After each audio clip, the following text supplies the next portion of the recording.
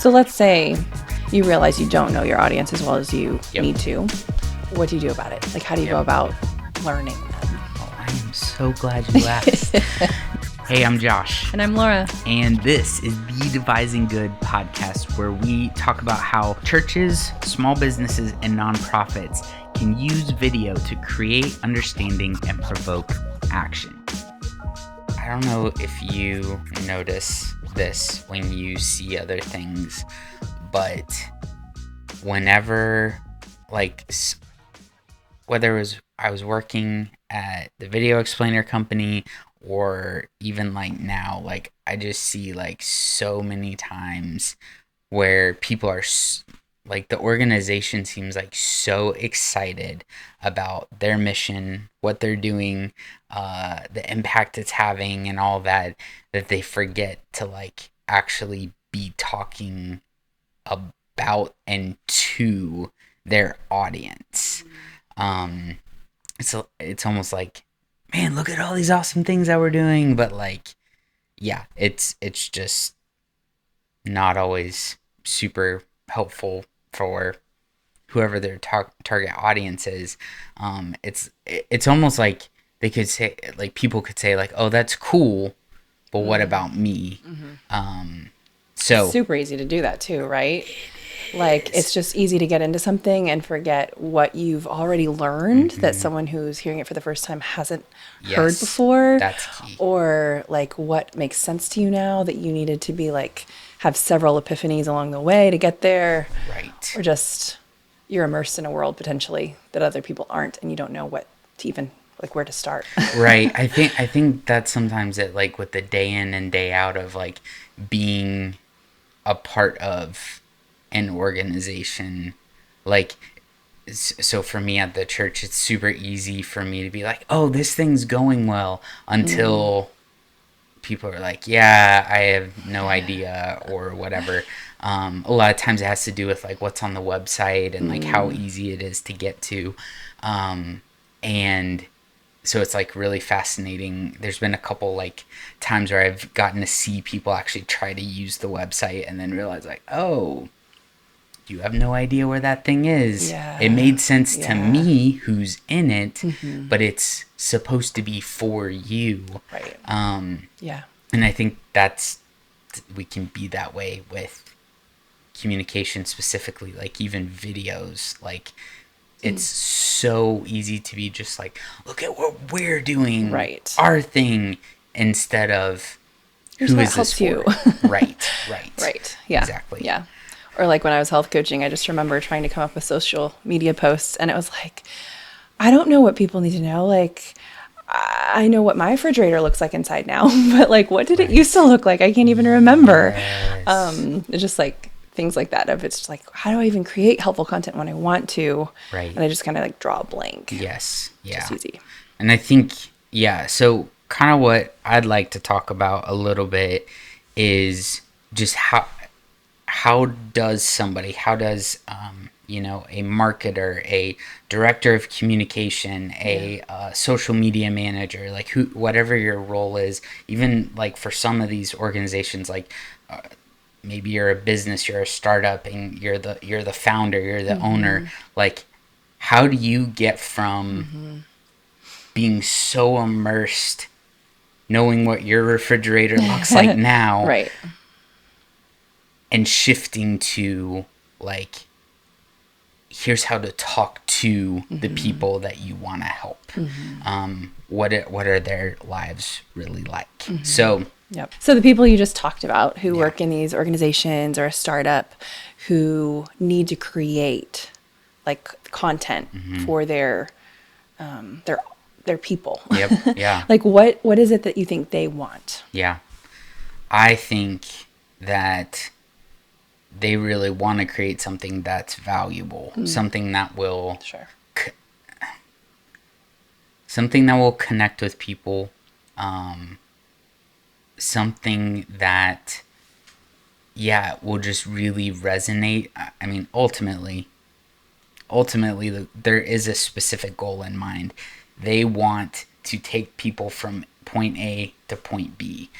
whatever that is, whether it's donate, whether it's buy my thing, whether it's volunteer, whatever your thing is, like you want to take people from point A to point B, but you want to do it. The people I want to work with, the people that we really get excited about, are the people who are like not just trying to sell a thing, but they're actually trying to help people. So make people's lives better. Right. And so I think creating valuable content for those people is something that they really So want. not just content, but like really valuable, like worthwhile, helpful. Whatever. Right. In everything that you do, from your product all the way to the actual like pieces of video or whatever that you put out, like you want it to serve the people that you are trying to reach. What do you think normally gets in the way of that? Yeah, I think there's a whole lot of different things, but one specific thing that's been on my mind a lot is they either don't know their audience well enough, or they haven't stopped to articulate like who their audience is, what they want, what's going to resonate with them. They just haven't sat down and like actually written that out. Yeah. How would someone know if they're there? Like, what if you think you know your audience, but you're not quite sure you do, or you want to see, like how well you do? I don't know. Like, I mean, I think you can like tell by like, are the people that you're wanting to target actually engaging with your content? Not just like your other marketing friends or just like other people in your sphere. Like, is it actually the people you're trying to reach that's engaging? Okay. So is it effective? Right. Is it effective? Are you, when you put out stuff, are you with, because different content kind of has different purposes. So sometimes it's just brand awareness, sometimes you're actually trying to sell something. So like, is it connecting with people? Are people engaging with it? And are they actually like, are you moving them somewhere? Okay. And if not, you might be missing, there might be this miss where you maybe don't know your audience well enough, or you haven't stopped to articulate who they are and what they want. Yeah. And that's kind of frustrating to be in that place, right? Right. Yeah, because then all you do, like, it feels like you're just spinning your wheels. Like, I mean, I've been in this position where like I come up with a million ideas, but it's almost like I'm coming up with the solution, but not quite articulating what the problem is. That like, what is that actually helping? Sure. And so like in conversations with you and I, sometimes you're like, that's cool, but like there's a disconnect. Right. And it can just be so easy to have the good idea without what's the pain, what's the problem that you're trying to solve. And yeah, like when that happens, it's just like, man, you just feel like you're shooting in the dark, and like you don't know what is actually going to connect because you haven't stopped to really nail these things down. Yeah. And that essentially renders you like completely ineffective. Maybe not 100%. Completely, but like significantly. Right. And not as effective as you could be, because you're like really, you are going to be missing people that you're trying to serve. Right. Like, you'll probably actually feel frustrated. Oh yeah. And probably the people that you're trying to reach aren't frustrated. They're maybe frustrated in their problem and not having the solution that you offer. Right. They're but either they'll probably just dismiss you. Yeah, they don't even know what they need. Right. Necessarily. And because you're not creating a connection, because like I like to say it, like because you're not creating understanding that provokes action, like you can't do that if you don't know how to talk to somebody. Like, I'm going to talk with our 4-year-old way different than I'm going to talk to you or my boss, or, you know, like, it's just very different. And you don't want to put in all of this work to just be dismissed. Right. Like that's Right. like so defeating Right. and so frustrating. Right. So Yeah. So let's say you realize you don't know your audience as well as you Yep. need to. What do you do about it? Like, how do you go Yep. about learning them? Oh, I am so glad you asked. No, I think that there's kind of one main thing, but then like a tool I've made to help with this. Okay. I think the biggest thing is, and it was actually really cool because I heard recently Gary Vaynerchuk, he was talking about doing something similar where the people who have like stopped using your service, right? You call them. Don't try to sell anything, and all you do is thank them. You okay. thank them. This is, and I'll link to this specific thing in the description. But like, yeah, all you do is just thank them. And then he said there's gonna be like this awkward 3-second pause where they're expecting you to like sell them something or expect you to like try to get them to come back, and you just don't. But he's like, by the end, you'll understand. By like the 19th person, you'll understand why they left. And so, in a similar way, what I would do is the people you're trying to reach, the kind of person you're trying to serve, I would either call them, do a video call with them, or an in-person meeting with them. There's just so many things that you can get from somebody's voice. And so that's why I'd recommend, it's almost like in order: in-person, video, phone call, in that order. And ask them questions, get to know them, get to understand what it's like to be them, what their pains are, what their frustrations are, why they care about certain things. And I have something worked up. You'll see the link in the description. I'm still coming up with the name, but it's either going to be something like your free storyteller interview worksheet or something like that. But it gives you just a list of questions to ask people in order to understand like where they're coming from.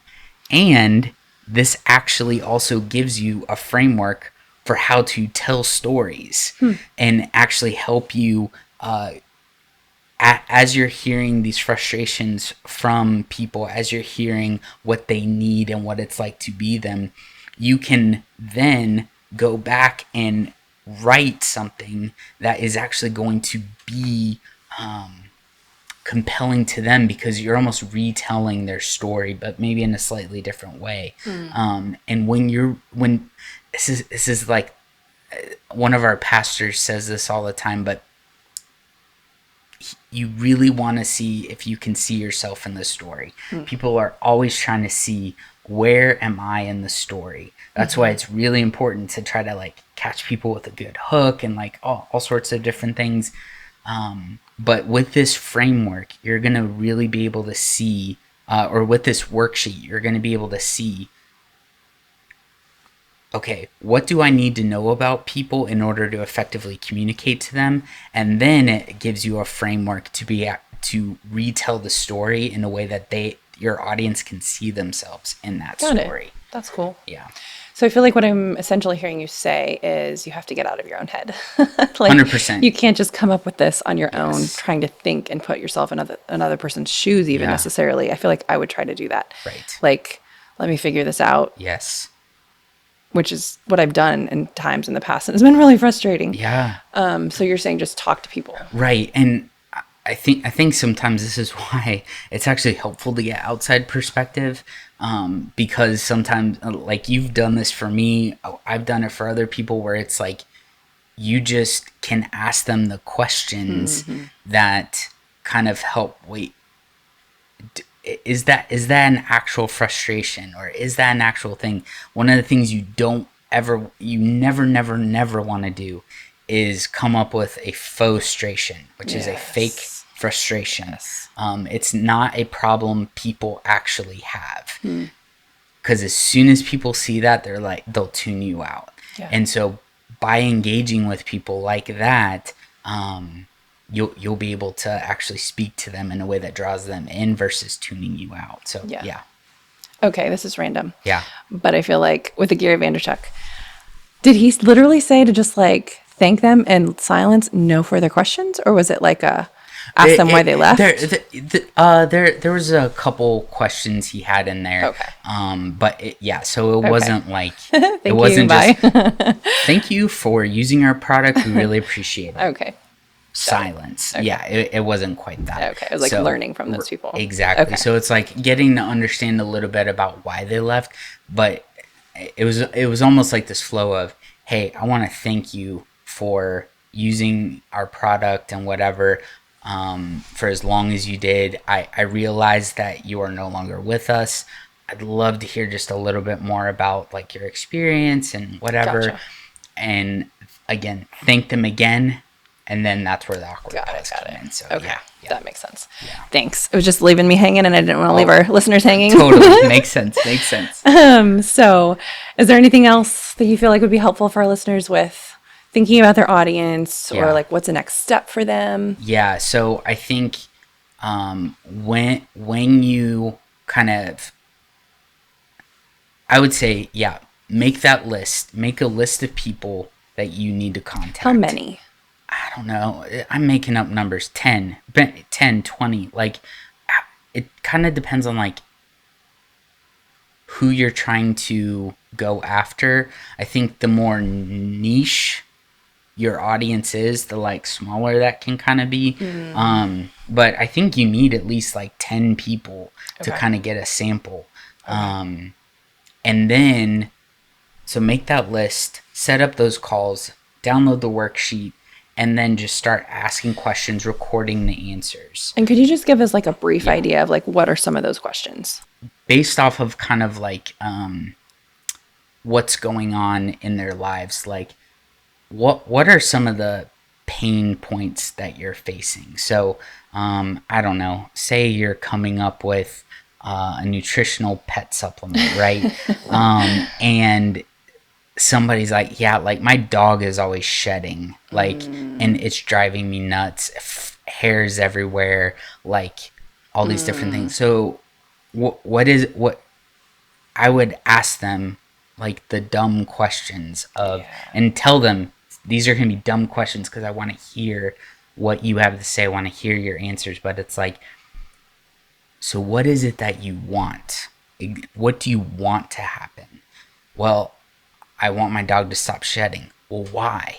Well, I just want to have a clean house. Like, I want to have peace. I want to be able to enjoy my dog without having all the mess. Okay, cool. So now you know something a little bit deeper. When you can ask those deeper and deeper questions, then you'll get a better understanding of what it is that people want. Because half the time, I feel like your first dive into what do you want is they'll give like a surface answer. Right. So why do you want that? And just keep asking that until it feels like, that's the thing. Got it. That makes sense. And then figure out like, so what is stopping you from getting that thing? And understand like, how does it affect you? Like, does it cause you stress? Does it cause you anxiety? Are you angry? Is it costing you money? Like those sorts of things. Figure out what it's costing them.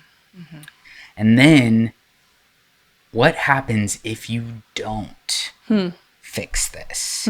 So some of the stuff that I'm talking about, like actually almost the whole thing, I'm riffing off of Donald Miller's book, Building a Story Brand. So that this is his story brand framework sort of thing.